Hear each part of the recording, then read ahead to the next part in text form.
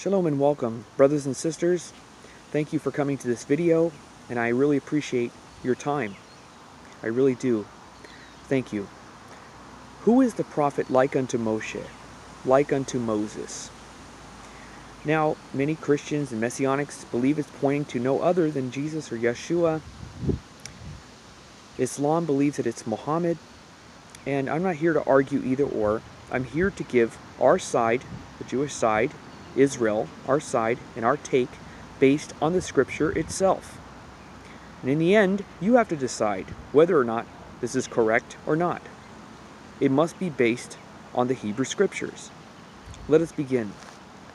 Deuteronomy chapter 18 verses 15 through 19 refers to Yehoshua or Joshua in the immediate context of all subsequent prophets after him. Let's look at Deuteronomy chapter 18 verse 15 and chapter 18 verse 18 closely. In verse 15 of Deuteronomy chapter 18, Moses is speaking here. It says, Yehovah, your Elohim, will raise up for you a prophet like me from among you. From your countrymen you shall listen to him. Okay, so now we need to establish the context of what it means to be like Moses. Verse 18 establishes this context concerning this particular chapter. Let's take a look at verse 18. God is speaking here. I will raise up a prophet from among their countrymen like you. He's speaking to Moses, like Moses.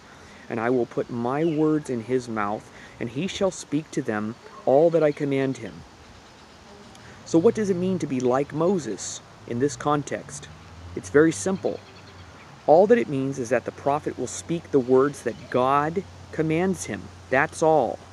Now, what prophet do we know in Tanakh who fits this description? Every prophet in Tanakh speaks the word of Elohim. That's the definition of a prophet. So who does this apply to? The answer is all the prophets. But in the immediate context, it applies to Yehoshua, Joshua, since he was Moses' successor. The book of Joshua gives us explicit proof of this. You don't have to believe me. Let's take a look at the text itself. Joshua chapter 1 verse 5. No man shall stand up before you all the days of your life. As I was with Moses, so shall I be with you. I will not weaken my grasp on you, nor will I abandon you. And then in verse 16 of Joshua chapter 1, it says, And they answered Joshua, meaning Israel, All that you have commanded us we shall do, and wherever you send us we shall go. Verse 17, the next verse.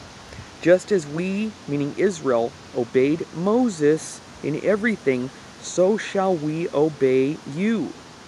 Only that Yehovah your Elohim be with you, as he was with Moses. Again, as he, God, was with Moses. This is what Israel declares to Yehoshua, Joshua. Very, very clear. Joshua chapter 3, verse 7.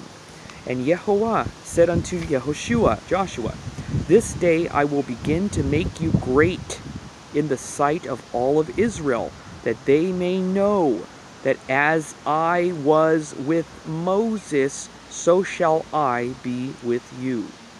Joshua chapter 4 verse 14. On that day Yehovah made Joshua great in the sight of all of Israel, and they feared him as they had feared Moses all the days of his life. Joshua chapter 11 verse 15.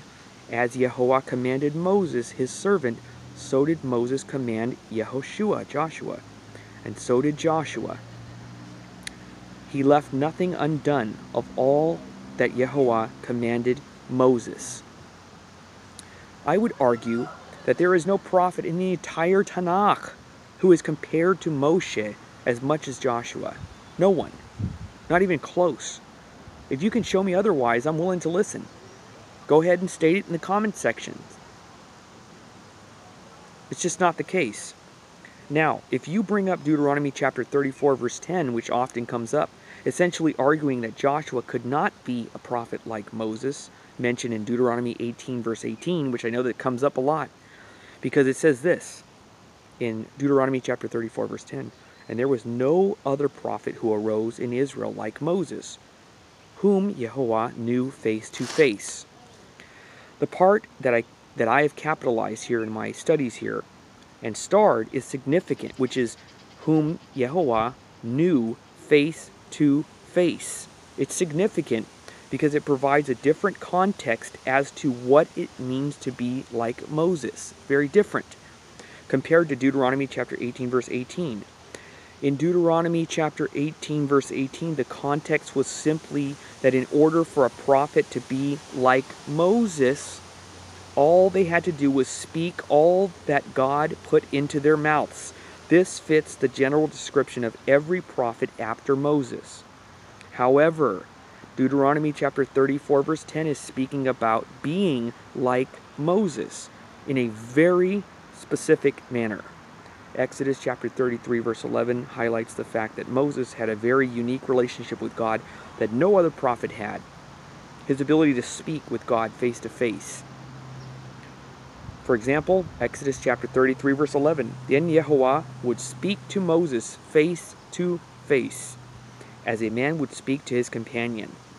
And he would return to the camp, but his attendant Joshua, the son of Nun, a lad, would not depart from the tent when Moses went." Remember, this is the context of Deuteronomy chapter 34 verse 10.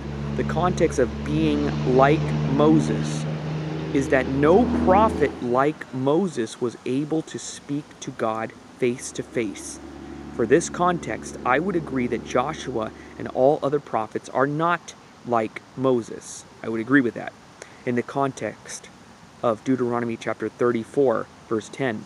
But Deuteronomy chapter 18 verse 18 does not speak concerning this context. For to be like Moses in the context of Deuteronomy chapter 18 verse 18 is simply to speak the words that God puts into their mouths. Joshua and all other true prophets certainly are like Moses in this sense. Thus, they are being spoken of in the context of Deuteronomy chapter 18 verse 18.